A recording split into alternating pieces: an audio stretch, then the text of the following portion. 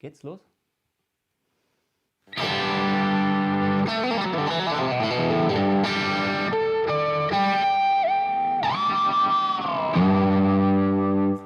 Hi there, this is my first live stream with BluGuitar. We call this the Academy of Tone.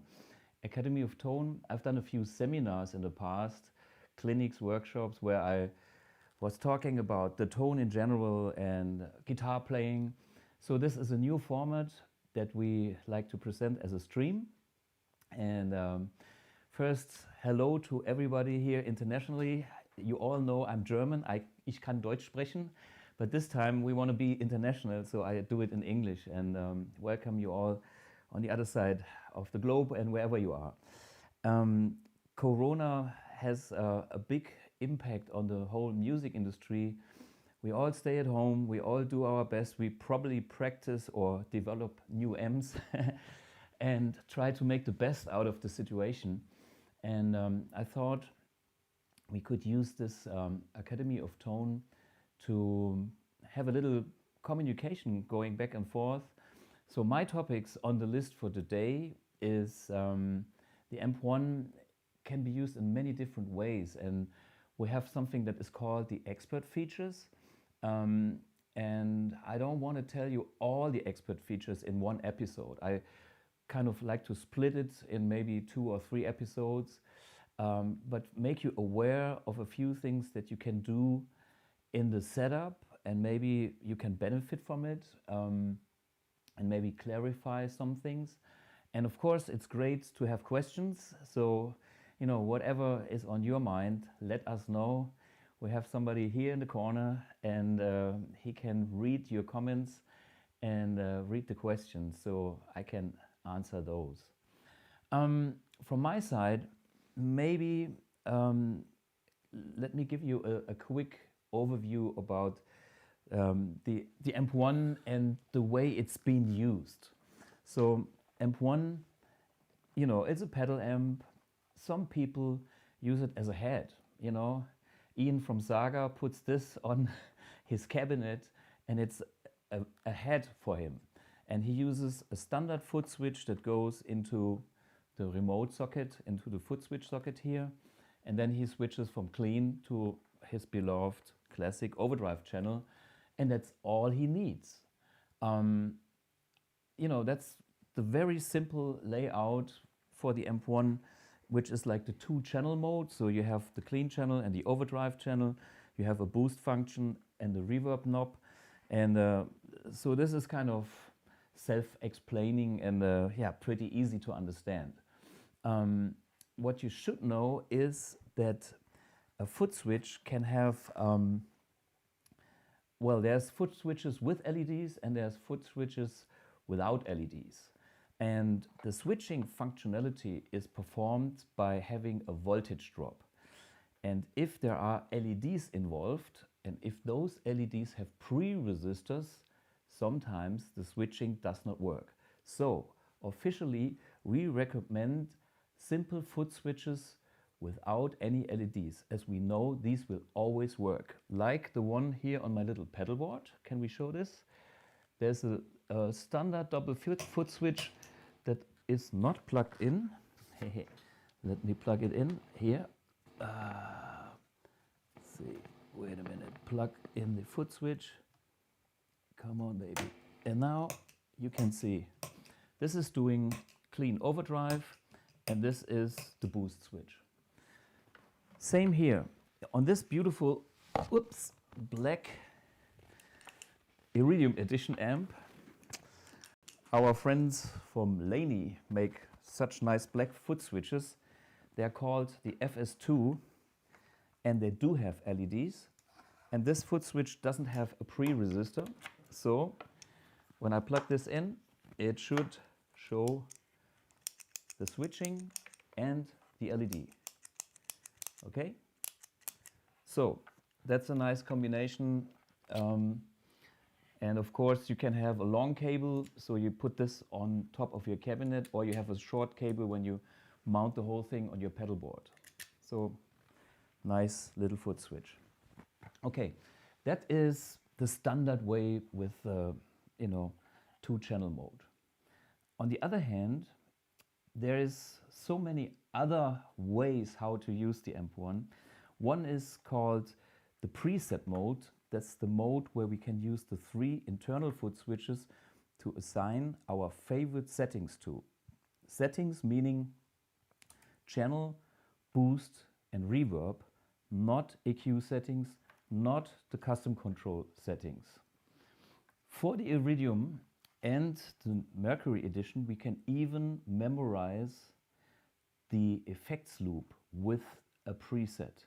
So on a pedal board, you could have a delay pedal and you switch from your clean channel without the delay to maybe a lead channel that switches automatically to another channel and brings in the effects loop. So stuff like this is possible. Then you can have the combination of those internal presets with an extra external foot switch, like the double foot switch I just showed you. Then there is the remote, which is another way. Oops.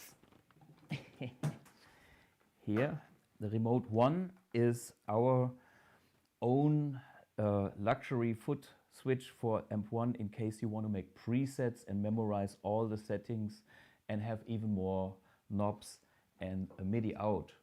So there's options, and then this can be expanded with a looper kit, blah, blah, blah.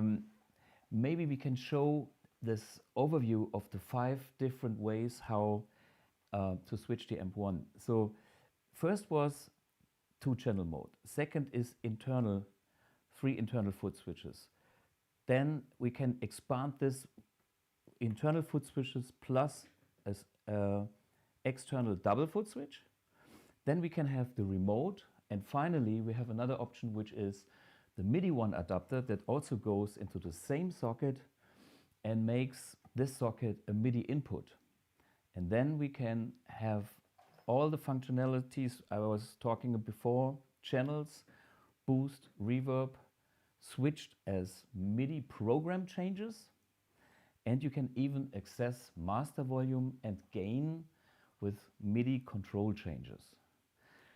I know that all sounds very techy here, and I know it's probably not what you want to hear because you are a guitar player and you want to play.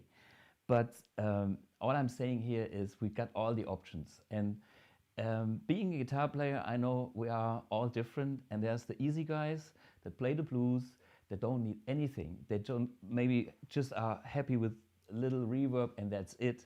And then on the other hand, there are the guys that build, you know, the monstrous pedal boards with customized stuff, or they go for a modern way with the 4-cable method, combining like digital multi-effects, using the MIDI functionality to switch both units, and that's a modern way. And whatever kind you are, I think we found a solution that makes the AMP1 something that you can use your way. You know, I just designed the amp for myself first, but in the end, I know how you all are out there because I've been on so many trade shows, I've been to so many music stores, and for me, it's so interesting to see and learn from other people what they do and how they like to work with their gear.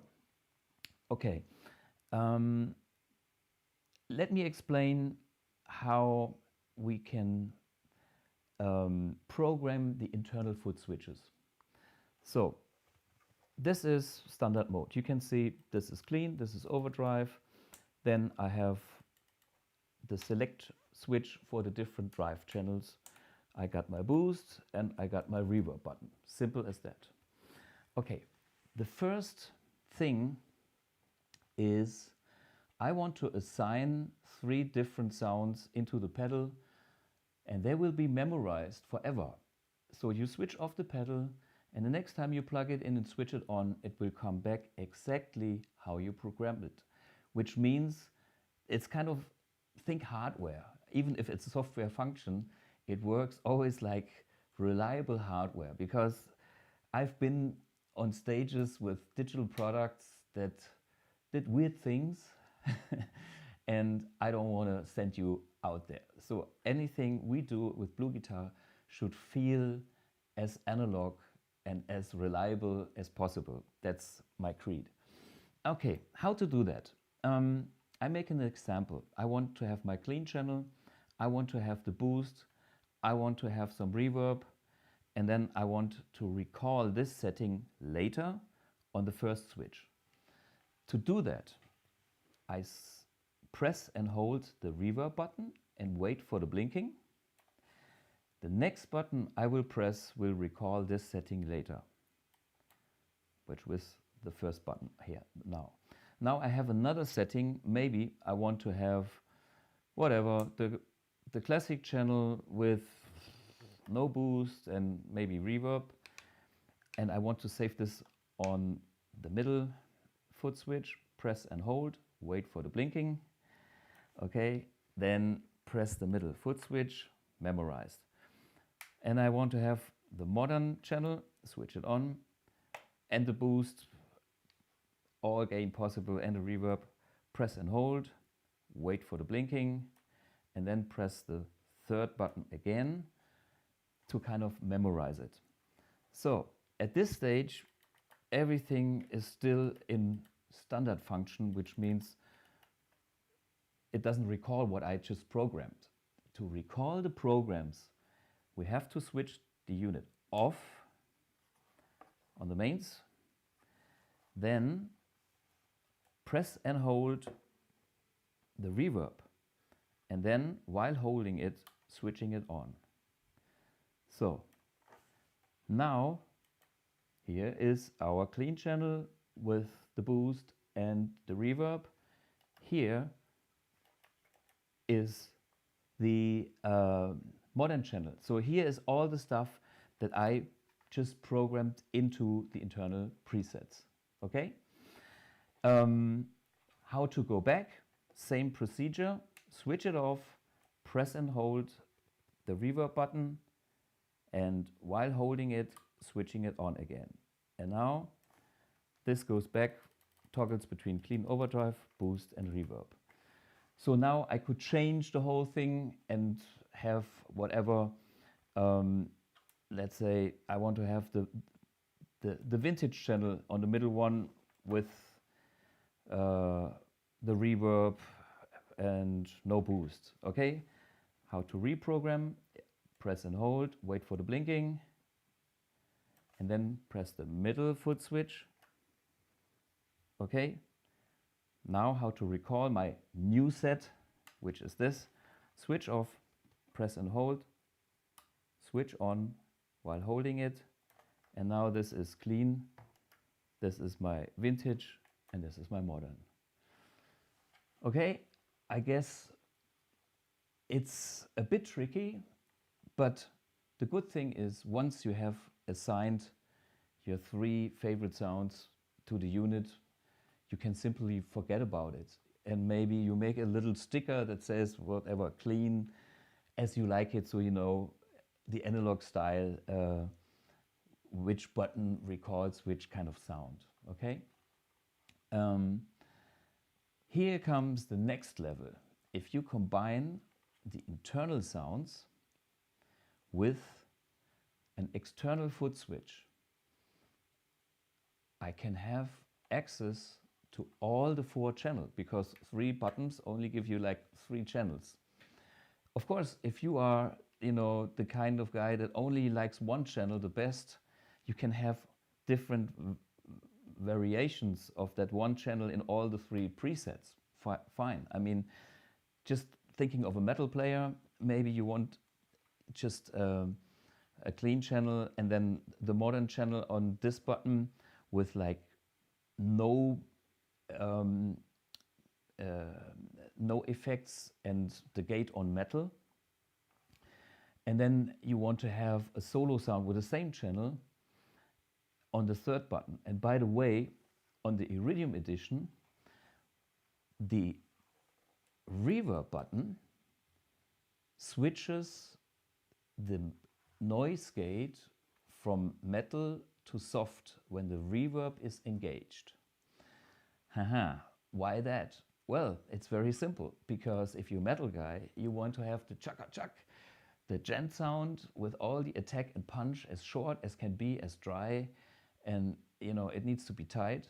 And when you do your solo, this kind of gate gets a little bit of trouble when you have low sensitive parts, when you kind of have not much output from the guitar, low output on the guitar, and so you don't want to have your solos kind of dying.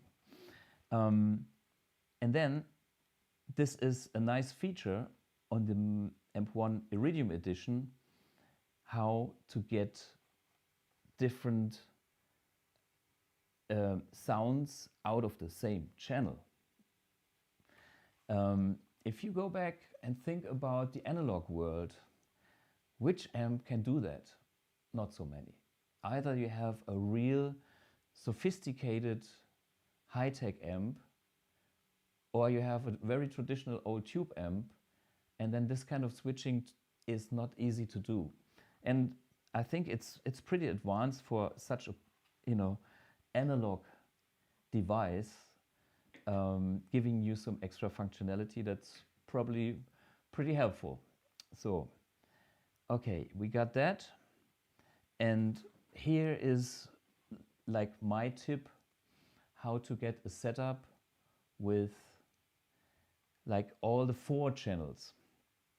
And to access the 4 channels, we need 3 buttons here plus an external foot switch.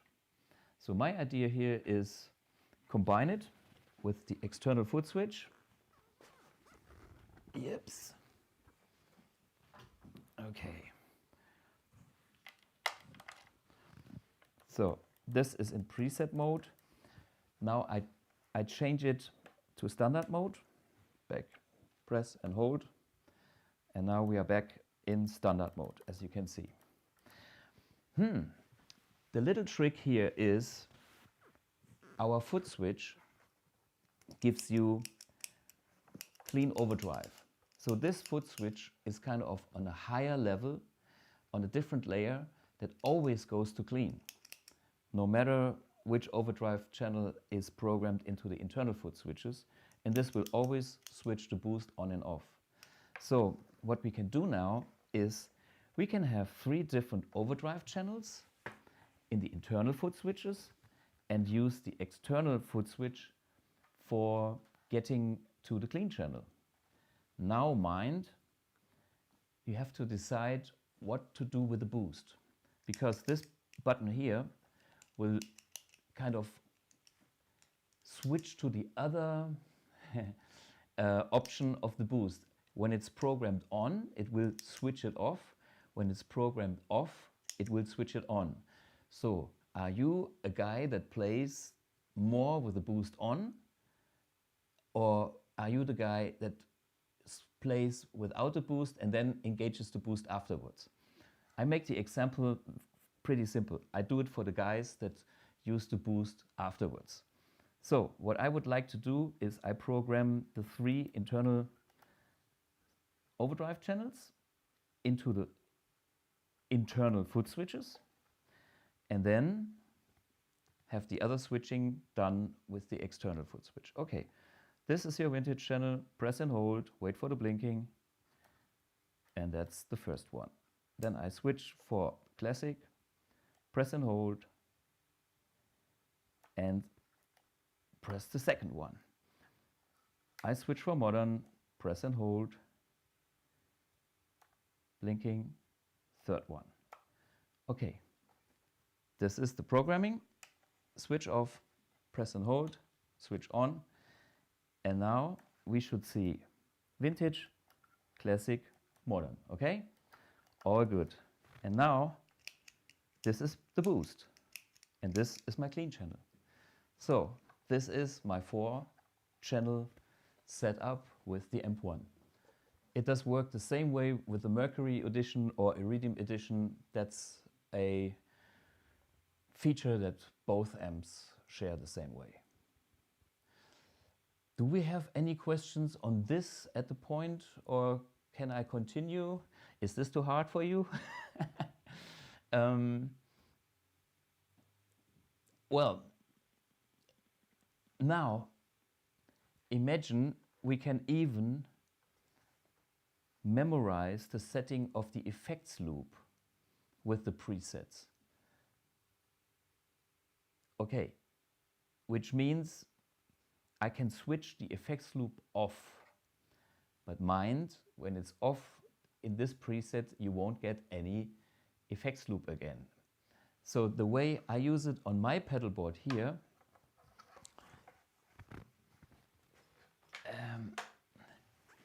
I have the delay in my effects loop, and as I have a separate switch on my delay, I can always switch the delay on and off manually.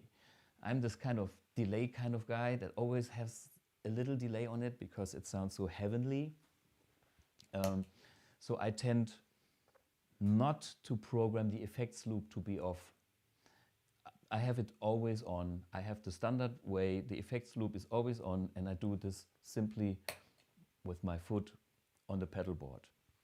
But if you are a top 40 guy, and if you need to have, you know, some of these funky stuff, and you have to go to immediate solo, and you need your lead tone with delay, well, then you better program one sound without the effects loop on for the rhythm sound, okay?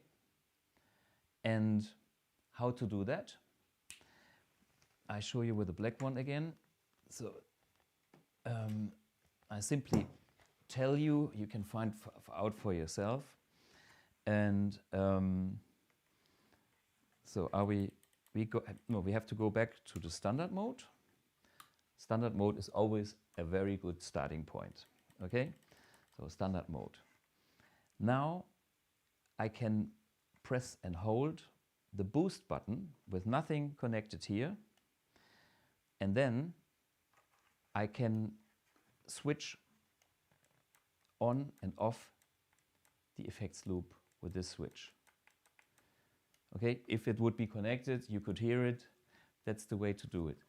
And when this is done, the next step is you would press and hold this button to memorize it as a preset in your internal presets. Okay? A bit tricky, but super helpful once you got that. Okay? So we thought about these options.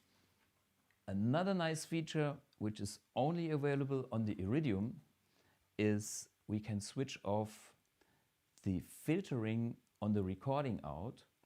So you can use your own IR in your DAW, or you can use some IR loaders. I learned that metal guys, their tone is like 50% is the cabinet and 50% is the amp. And we do have some nice filtering in here, which is analog. Some people rave about it. And of course, it's a matter of taste. So maybe if you have your own special cabinet, you want to have some direct signal, but you want to use your own IR. And then it comes handy to switch it on and off. And that's the same way, press and hold this button and switch it on here with this button while holding it. This is all described on our AMP1 Iridium Expert features page on our website. We will have some links later on here, and I think that's it for today, because I think otherwise our heads will start burning. I will answer some questions and maybe I show you some crazy stuff that you haven't seen before. Yeah, please have some questions now. And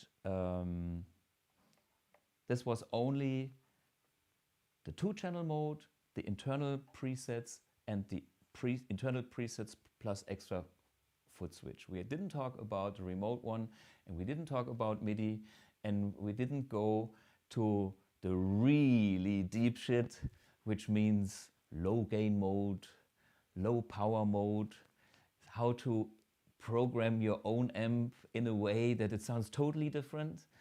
I thought about this too, But I think I keep this for our next episode, maybe next week. Okay, let's read a few questions here.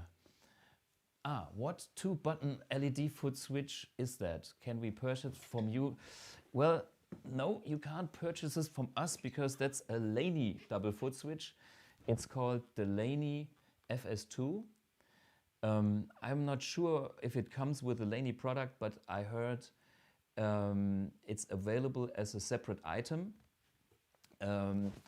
Maybe 35 euros, 40 bucks probably. Don't quote me on that, but it's not a super expensive device. And of course, it's a universal device that can be used with other amps as well. And it has even a 9-volt DC inlet for if you have another amp that doesn't feed the LEDs. Anyway, it works fine with the AMP1, both versions. And yeah, that's from our friends from Laney. So here's the next question. Jonas Diemer, sounds German to me. Can Blubox also work as DI, which means used to record direct?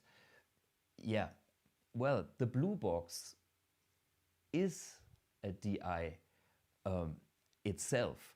The Blubox, think of it as a DI box, like with a real transformer. It's a transformer balanced XLR output, which I'm using here, and on this side I can show you a little bit.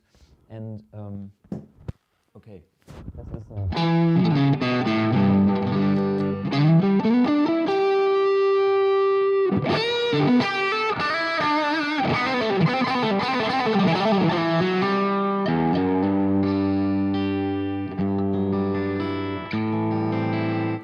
maybe I use another cabinet.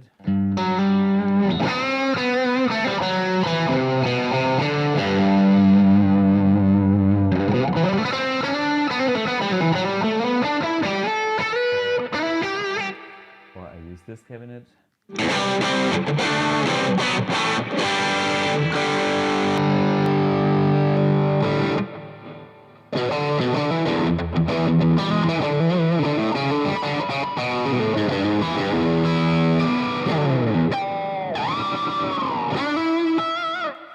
Yeah, so the Blubox has 16 different cabinets, which are my whole collection, which are cabinets that I own and are used in the studio. And it has the IR functionality, but the Blubox is not able to load other IRs. It has my IRs in there, and that's it.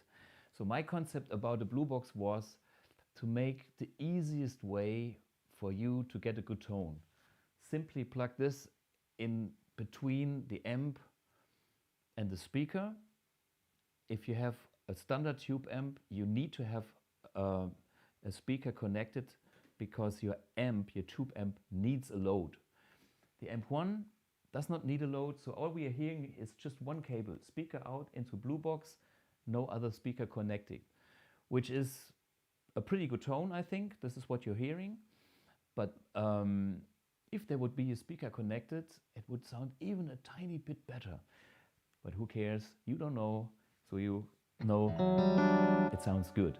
The reason for that is something that comes from current feedback. There is a thing in the power amp that reacts with the speaker, and this current feedback is also shaped with the speaker itself.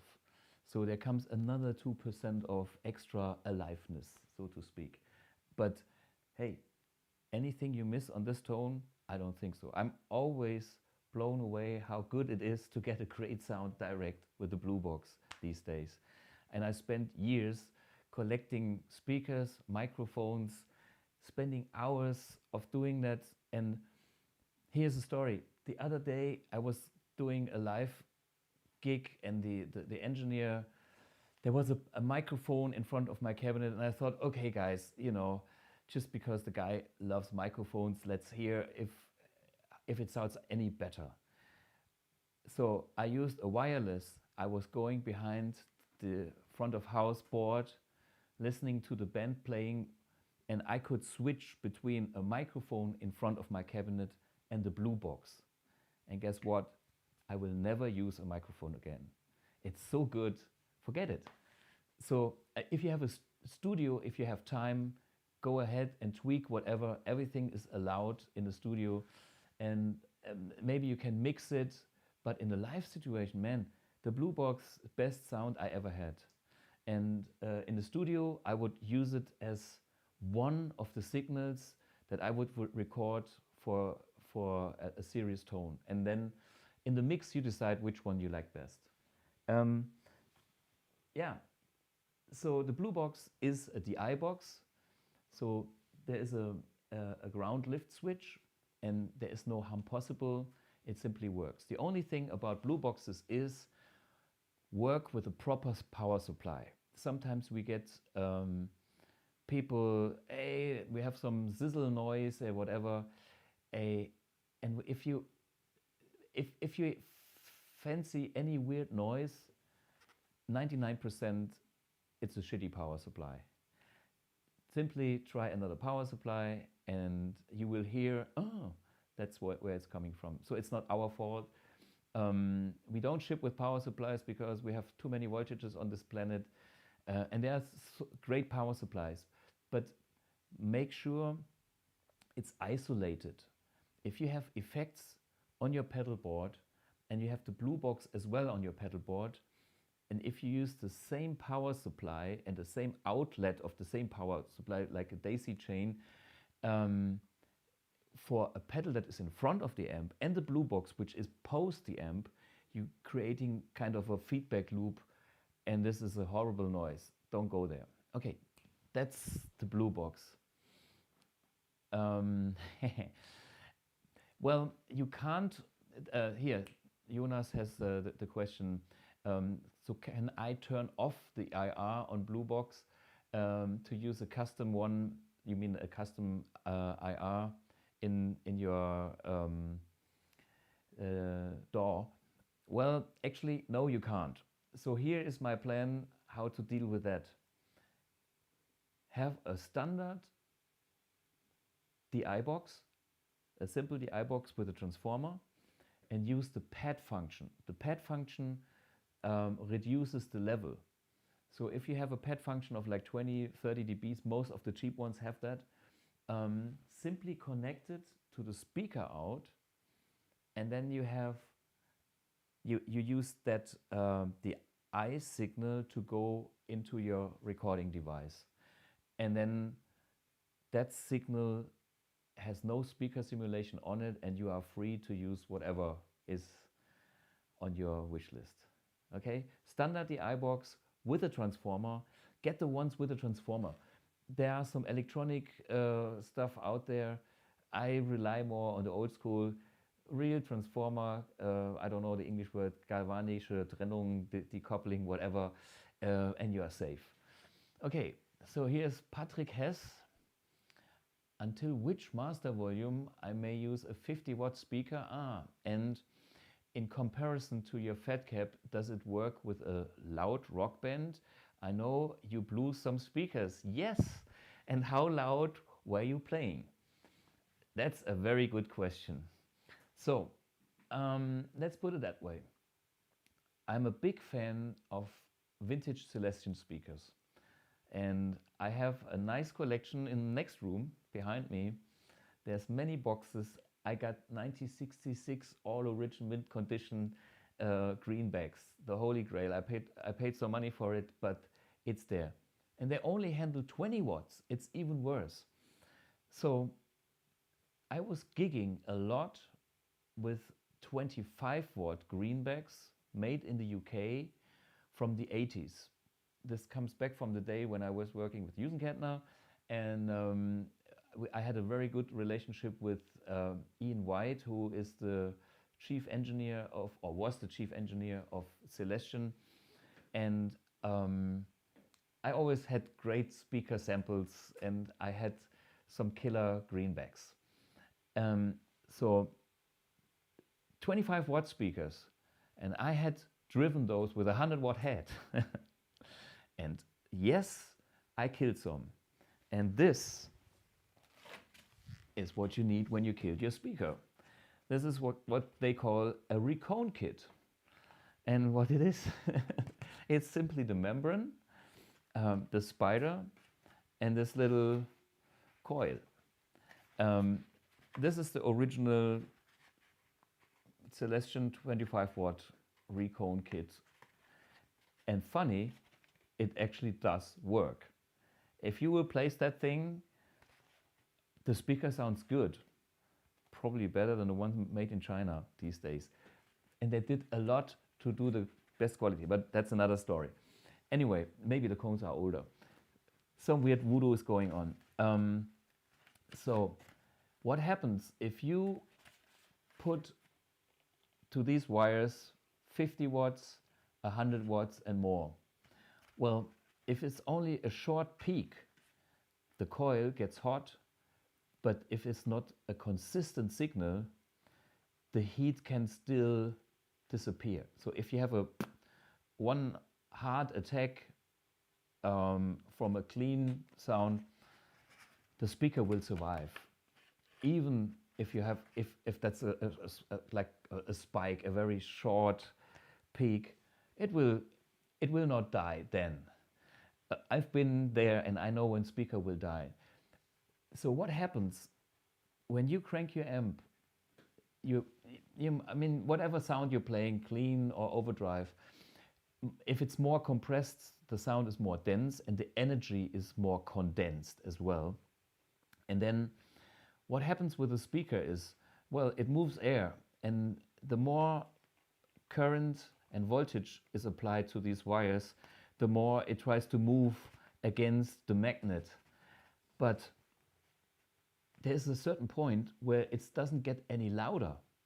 It does simply get more compressed. And that's the point where you should stop increasing the master volume on your amp. That's the point to stop increasing the master volume on your amp, because I've tried more. And the result is I had to buy some of these. A little bit of compression from the speaker is nice, yes, and it's still healthy.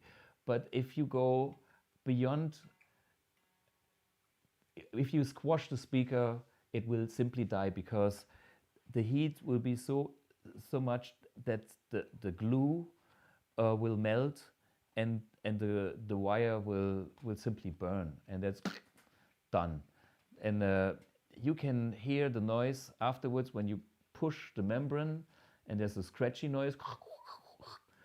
That's a broken speaker. Yeah. So now back to reality. You asking about a 50-watt speaker. Well, if you put master volume on the AMP1 to 5, I think you are absolutely safe, no problem.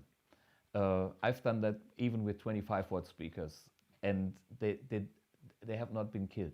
But mind that the master on AMP1 is like logarithmic.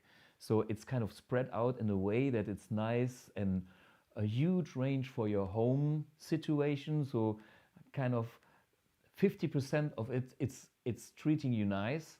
And then, wow, is a lot of kick down energy on top of that volume. And then if you go from 5 to 6, that's kind of not double, but a lot more than what happens before. And then when you go to 7, it's getting serious. So my recommendation is you simply stay with 5 and you're totally safe. If you have a 50-watt speaker, you can go even to 6 and you're safe. Anything beyond 6, wow, watch it. You have to know what to do. And here is one feature about AMP1 in general. I wanted to talk about this in another episode, but while we are here, I would like to show you. AMP1 has a half power mode, which kind of brings the wattage down to 60 watts. And it's super simple. You simply switch it off, press and hold this button, which is usually the clean overdrive channel, and while holding it down, switch the unit on, and now this becomes a 60 watt amp, 50, 60 watt amp. What happens is now you can, turn the master higher, you get more tube saturation, you get more compression, and of course you are safer not to kill a speaker. Let's put it that way. Go ahead, do it if you can handle compressed sounds, if you feel safer, that's nice. I kind of like to have that on tap and don't reduce the wattage, and just be a bit more careful here. Because less power means a different tone, and that's my personal taste for tone. I still kind of like the extra, impulse that I get from an attack with the 100 watt power amp. The way our nanotube power amp works is it has a natural kind of sagging already. So, if you have a stiff, high-powered vintage tube amp like some 70s Marshall, that's probably very harsh and very hard. And then you wish something like a power soak to tame it a bit. But I like amps that have a natural compression to it. And so I find a way how to get some sagging happening in the power amp stage. And therefore, I don't need to reduce the power with the power amp stage. Again, options. It's another option, and in the end, it's a matter of taste. If you are the guy that wants that just sweet singing lead tone with no aggressiveness, go ahead, have it on half power mode, or even use the remote or some other functions to get it at lower power. I will show you later in another episode how to reduce the power of AMP1 even down to 7 watts. But for me, the power soak is not the feature that I need. I designed the amp to have a power soak so I can prove that my power stage does the same stuff like a real tube amp, power amp stage. And I can A/B that on any power level, because some of the best sounding vintage tube amps, they sound only good at a certain power amp saturation level. And if I want to go there, I have to go there with the power amp stage first and then voice the preamps towards that. Okay, that's the 50 watt question. I could straight in plus headphones into the line out of the Blubox, or do I need to plug the line out into an amp? No, you can use the line, you need, on the Blubox, you have the XLR out to record, and in parallel there is this 1/4-inch stereo plug for your headphones, or it could be used as a line out. So it doesn't matter.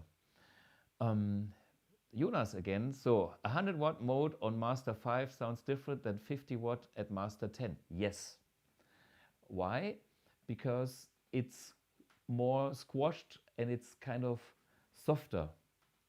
That's it.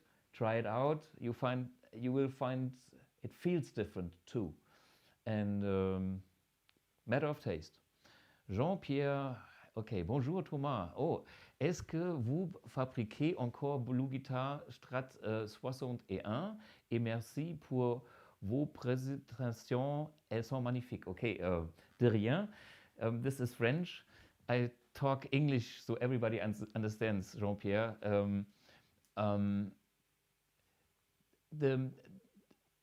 The BluGuitar, this is the master build 61. Okay, we do manufacture those, but they are handmade. We started with Trevor Wilkinson, and at a certain point he had seen too many wide strats, and he had to stop it because this was too hard for somebody who is creative. And he is still in our team, and he's a very close friend. So what we have now is a situation where this guitar is made with another friend of mine, Andreas Kloppmann, who does the pickups in Bremen, Germany. And since it's hand built, we get maybe one a month. If we have a good month, if we have a bad month, we get none. If we have a super good month, we get 1.5.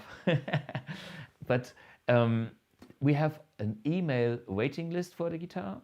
Please write to some BluGuitar email like service@bluguitar.com and simply write that you are interested in this guitar. We put you on the list, and one day we hope we make you happy. We are working on higher capacity production, but this takes time.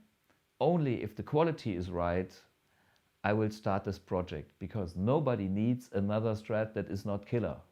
So, you know, there are beautiful Strats out there. Not all of them are so beautiful. These are all beautiful because they are handmade, they feel great, they sound good. But yeah, now you have to put you on the list, and one day we make you happy. So, quelques jours, vous êtes très content. Okay, Mario. So, since I use the Blubox, no mics allowed. Aha. Is the AmpX, the X-Amp, the AmpX stereo? Okay, stereo. Yes, the upcoming product for next year, AmpX, will have 2 Bluboxes built in. So it will have, yeah, basically all the options. It is stereo, and it has stereo Blubox built in. Sure. Do we have any more questions? Okay. While being here, I have some nice little stuff here which I'd like to show you.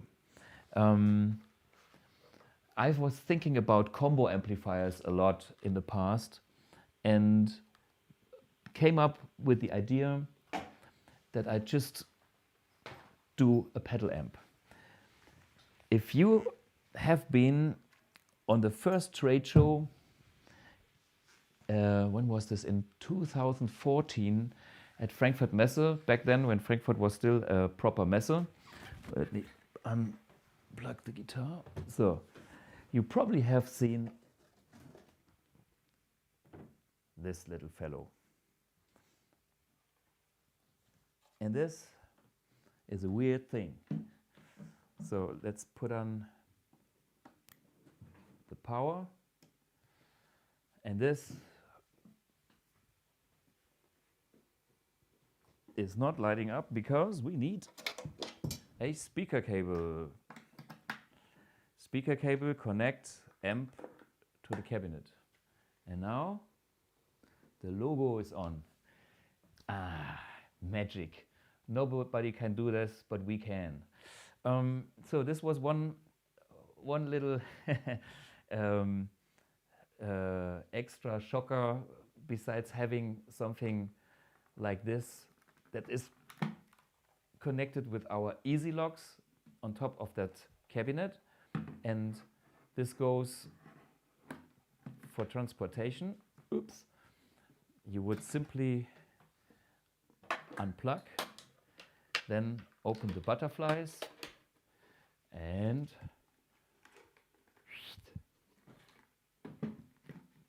put it inside, and this was your combo. Then there is another,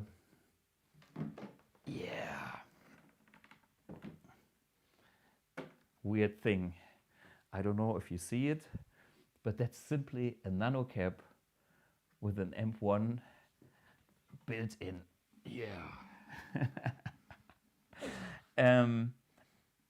To be honest, you know, this is one of those prototypes you just do for fun, and it's great. But I think to have an AMP1, put it on the pedal board with your effects and stuff, is still the coolest thing you can do. And then combine it in any way. You can still place it on your Nano Cab or whatever cab you have. And next day, you go direct into the PA. Next day, you have it on the pedal board combined with the other effects, and you play whatever, a different cabinet. And if I would design a combo, I will go all the way, because we came up with the idea of making the smallest and lightest and most powerful pedal amp there is. And that's a product, I think, that is not a compromise for what it is. If I do a combo, it will be a combo and not a compromise. Maybe one day we will see a BluGuitar combo, because I'm always working on stuff, as you can see, but it's not finished yet. So stay tuned for all the stuff that we will actually develop, produce, and it's great to have the contact. I prefer to have it in real personal conversation with people in front of me when we do clinics, when I can help people with their individual problems, because on these individual problems, I learn what makes the difference for you. I just know it for myself. So I'm aware that things are more complex than you think, because I spent all my life chasing tone, chasing functionalities, getting the stuff work the way I want it to work. And I know I'm not the only one. I'm just different. And you are different from the next guy. So we can all learn a lot. And then, of course, making a product, it's always a decision what features to bring in, what features not to have on it. So otherwise you make a big monster. I want to have small, usable products that make sense for musician. And of course, that's why we have the Iridium, which is focused on the metal guys, and we have the MERCURY edition, and we have different cabinets.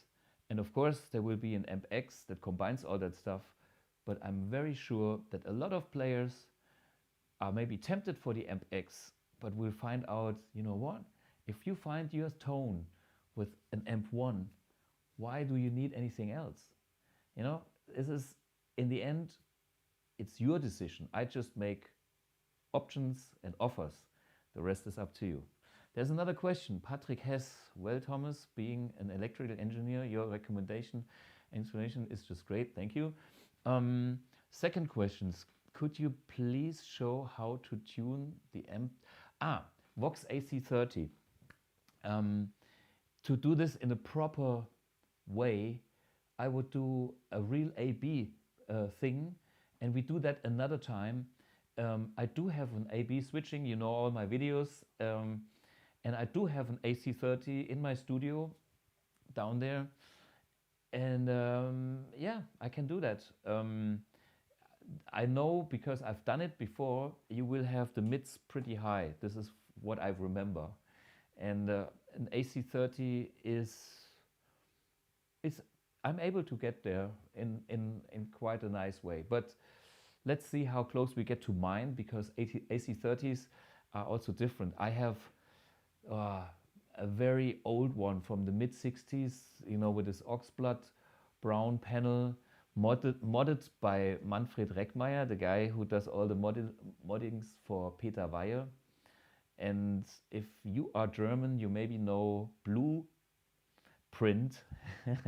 Bluprint was a song by the Rainbirds, and Peter Weyer played the guitar on that. Best sounding rhythm guitar ever, killer. And this AC30 that I own has the same modification and is probably from the same year. So we will have a great reference. It's a top boost one. I have the top boost modification on mine. And yeah, let's do this in the next episode. Nice thing. Hi Thomas, how about a drive pedal using nanotube technology? Yeah, I had so many ideas about pedals that I would find cool. And it would be cool to have nanotube also on a pedal, but I decided not to go the way and design pedals with BluGuitar. Why? Because the market out there is already so crowded, and there are so many great pedals out there from all the boutique builders that make beautiful pedals. And if I come with another pedal, oh man, I have limited resources with BluGuitar, and I will focus more on amps and speakers and skip the pedals, even though knowing it would be a cool thing. And the other thing is, the nanotubes are so beautiful, and I want to save them all for BluGuitar amps. Okay, what else? Any updates you can share with your fans regarding progress on AmpX? Iridium owner here. Okay, I love it. Cool. Have you started conversations with manufacturers regarding on Blugprints? Yeah. After NEM, I was talking to some big guys. Yeah, not many, but it's on my wish list. So far, and this is also due to Corona, we have a problem not meeting again like in a natural way. I would like to go to Summer NAMM and see some of these guys again, and then have a private, deeper conversation and stuff. And I don't know what's their situation now with their brands and with their business. And wow, it's a tough one. Let's put it that way. Progress, we work every day, we work super hard. We have Julian, the gentleman on the screen over there, who is working the hardest for it at the moment. And we have good faith in getting a killer product, but whatever it takes, it will take that time, and it's worth waiting. I'm the most unpassionate guy when it comes to that, but I know it's a game changer, and it needs to be done properly and right. And so whatever time it will take. But then we have something very unique. Okay, what's this? By email from Cody. What's this? Okay, he's writing. Okay, how will the adjustments to Blugprints work? Will you be working with artists to develop signature blueprints? TC, yes. So the question is how to deal with all these options. What is AmpX? To me, AmpX is the future platform for BluGuitar, and it has so many aspects. Well, for me personally, the biggest aspect is I can have my AmpX with me with a special designer kind of toolkit. And then when I meet some people having great amps, like whatever, here's my Magic 59, blah, blah, blah, and if I have my AmpX with me, and if I have my toolkit with me, I can use my time and make sound design while being on the road, while meeting people, and while I see an amp that I will never get at home, or maybe stuff like that. So that's my aspect. The second aspect is, since the whole thing is so flexible, it allows me to make this kind of collaborations. And I see those things, but maybe not at the very beginning. So I see it like, let us do the first attempt. Maybe we have somebody like more as an example, and then we can take it from there as people get along. And we have actually we have people, other designers that will use an AmpX and then get a taste for it and get a feel for it, and then we can really work. All these questions I totally understand. I wanted to show the study of AmpX and show you what the thoughts are and the possibilities are and where the future will be. But it's a long journey, year by year. And I can see stuff happening in the first year, and I can see stuff happening in the next year. So for me, it's just this beautiful platform, and it is, you know, it's our flagship for the next 10 years. And that's the most important thing.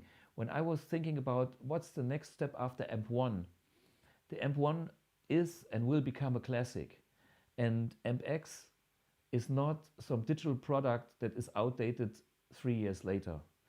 I have a shelf with some digital products here I'm looking at. You can't see, one day you will when we turn the camera.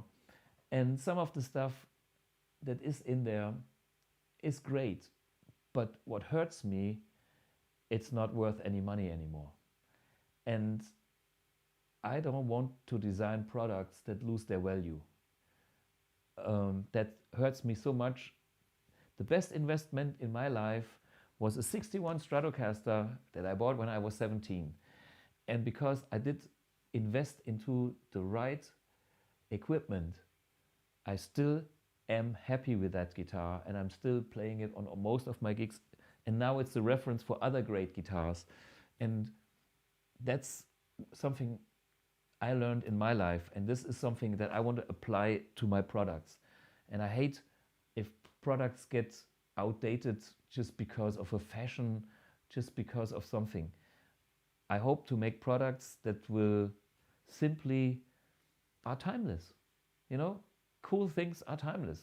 So let's grow old with our AMP1s. Get more gray hair. Okay, Roman K. When do you do the AC30 compatible? Could you take a Brian May guitar? Good question. Brian May guitar. Do I know somebody with a Brian May guitar? I do have the right component that we need. We need a Rangemaster treble booster. Yes, I got that. And a Brian May guitar is the big problem. Let me see if I can find somebody, some friend that could borrow me or send me his guitar for a while. I give it an attempt. I cannot promise you. Okay. Yuri, hi Thomas, I live in a hot climate. Okay. Will it now harm the amplifier doing prolonged work? No. So an amplifier design is tested to work under a range of conditions. So you have to make sure the amp works when it's frozen, and you have to make sure the amp works when you are in tropical climate where it's hot and humid. And these conditions are part of our testing procedure and are part of our design specs.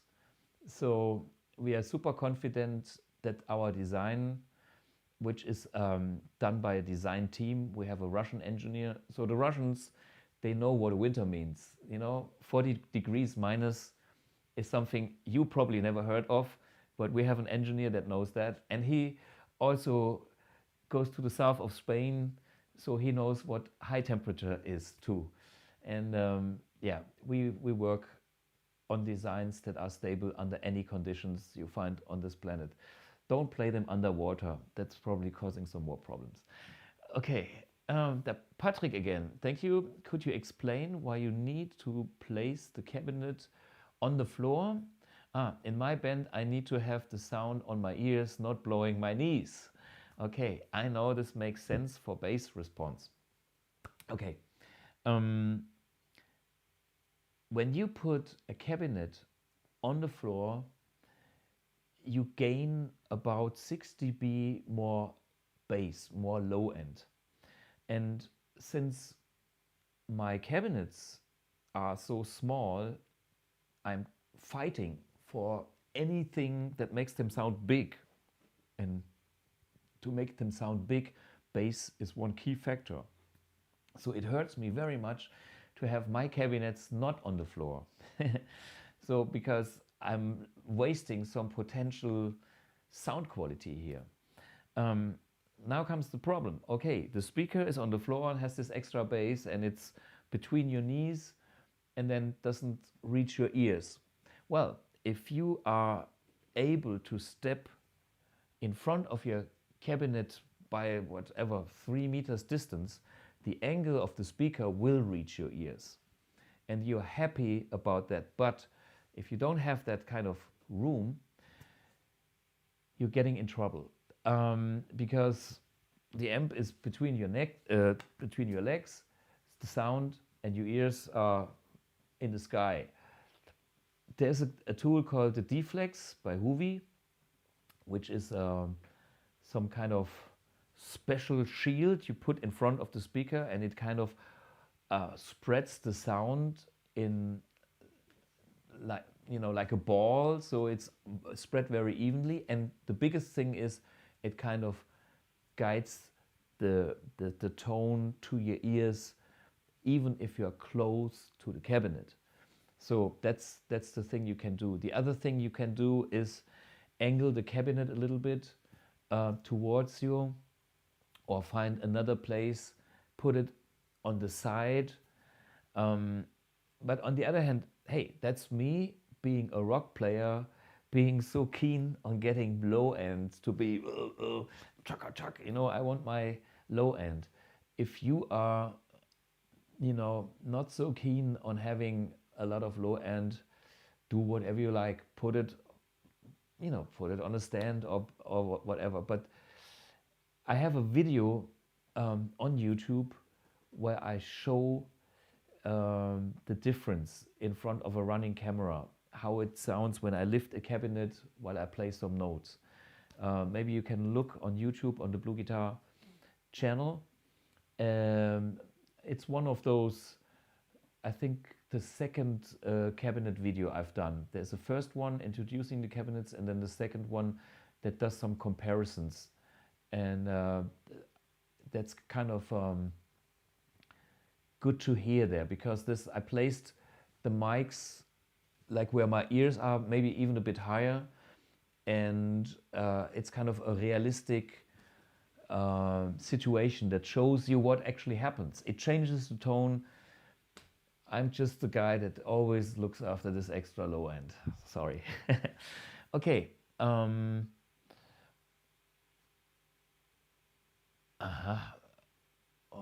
What's this, Thomas? Please explain the decision to have the tube in the power amp, in the preamp stage.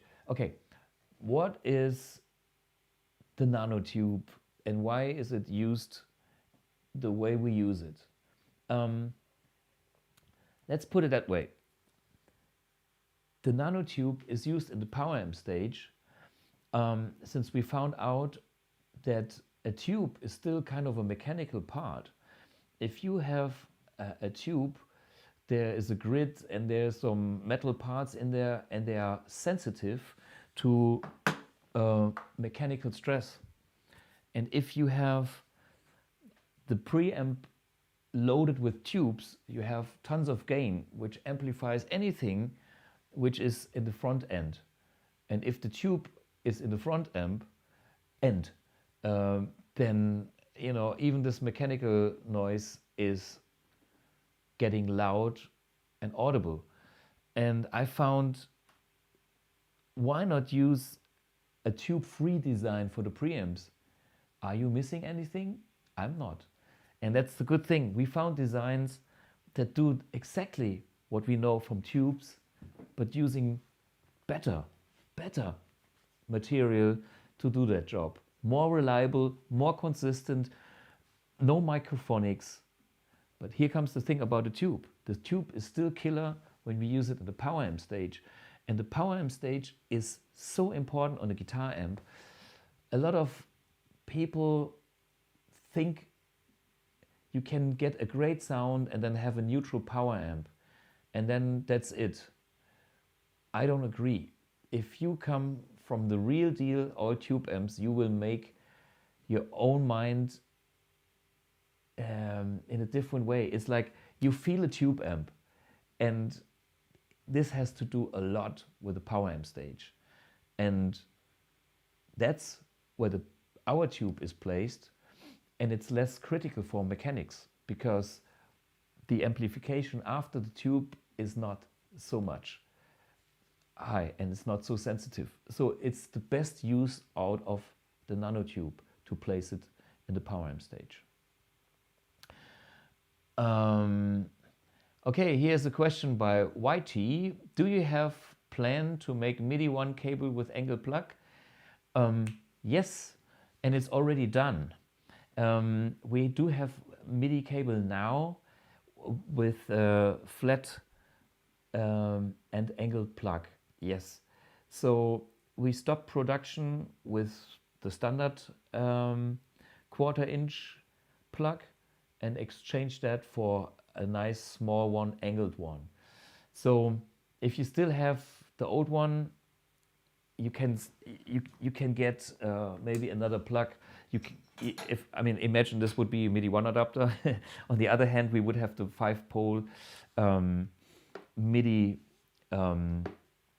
plug, and actually there are some components inside. It's about 5-6 things, including an optocoupler. So please don't worry that it's too expensive.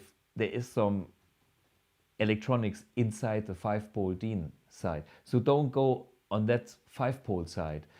But if you have the one with a big 1/4" plug, you can simply change the plug on the other side and maybe use whatever plug suits your pedal board best, angled and small, whatever. And that's not critical because that side has only 2 wires, and every decent technician could do that job for you if you can't do it yourself. Yeah, Vincent Pickering. Hi Thomas, what's your view on putting the AMP1 through a PA system? Well, sure. The first thing is, I'm old school myself, so I like to play with a real guitar speaker cabinet on stage. That's the way I grew up. That's the way it feels right for me. But as we just heard, you know, the speaker simulation, the direct out from the Blubox or even the built-in one. The other day, you know, my friend Ben Grenfeld from Finland came to me and said, I own a Blubox. And the other day I didn't have it with me, and I plugged in the direct recording out for my MERCURY edition. And he thought, maybe it sounds even better. I said, hey, it's a matter of taste. And then he did an A/B test, and he said, you know what, in the studio I used the Blubox, but I also recorded direct out. I like them both. And for live, whatever. It's such a good quality. You can go direct and you can feel good. And the good thing is,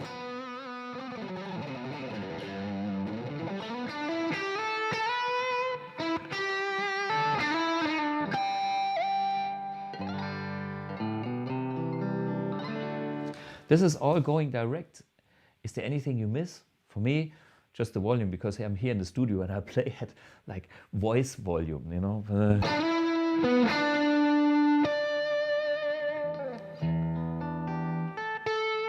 But I got all the dynamics, I got all the clarity, and if you have a decent monitor, you can actually play direct without a speaker cabinet. I've done that.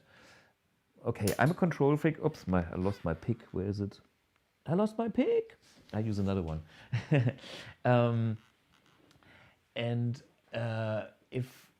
If I go direct, I don't know what cabinet I'm getting. That's my biggest problem.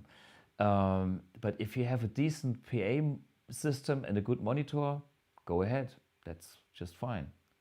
Okay, next question. When would I want a Nano Cab versus a FatCab? Ah, my AMP1 MERCURY arrives today. Okay. Let's put it that way. I'm a classic rock guitar player and I love the extra low bottom end. And the FatCab is called the FatCab because it sounds so fat. It's the oversized Tele Small portation plus the extra volume you have inside the cabinet to make the sound like a real big 4x12 rock sound, more than anything else. That's what I like about the FatCab myself. The Nano Cab has probably a bit more even spread overall frequencies. It's not as aggressive. It's a bit more pleasant. It's a bit more bluesy. It's nice. It's killer. But it does not make me feel like I'm a rock star. It's something, yeah, which is great to play pop and rock too, but not the way I want to be. You know, when I was a teenager, I had a full stack, 8 by 12. You know what I mean? I played a 100-watt Marshall top and 2 on top. Yes. And now when I reduce this, my result is the FatCab to get there. If you come from a different background, a Nano Cab is killer. No worries. Okay, Pat Schmidt. Hey Thomas, do you prefer the silver edition or the Mercury edition for your playing? I enjoy your products. That's a good question. Where's it's inside here. Remember when I had the combo with the flap top inside? That's a silver edition. That's the first one, and I play it and I like it, and it has a sweet spot. Let's put it that way. If you play gain like on 5 for your sweet spot, the amp there is some magic about the silver edition. People rave about it, especially in America. It's funny because yeah, it has its own character. So for my personal playing, I have my sweet spots on both amps, and currently I'm using the Mercury, but I could easily swap it for the first one and feel home. The general difference is Mercury is a bit tighter, a little.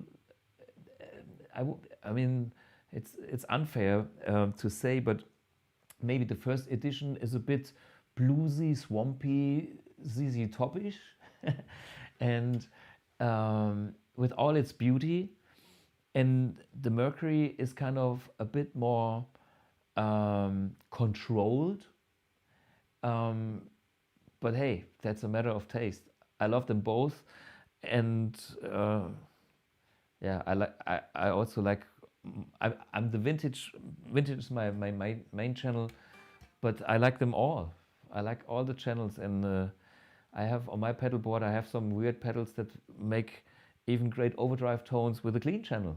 And if you want to hear another brick in the wall tone with a clean channel, get some compressor in front of it, and this is all you need. It's killer. Yeah, anyway, that's a hard question. The least difference is in the classic channel, I believe. But the character of both versions is still different. And that's another reason why I created AmpX, because the AmpX is able to get everywhere with one hardware.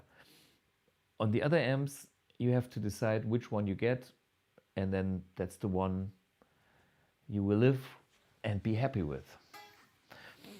Yeah, so I think we come to an end. I don't know how long this was, but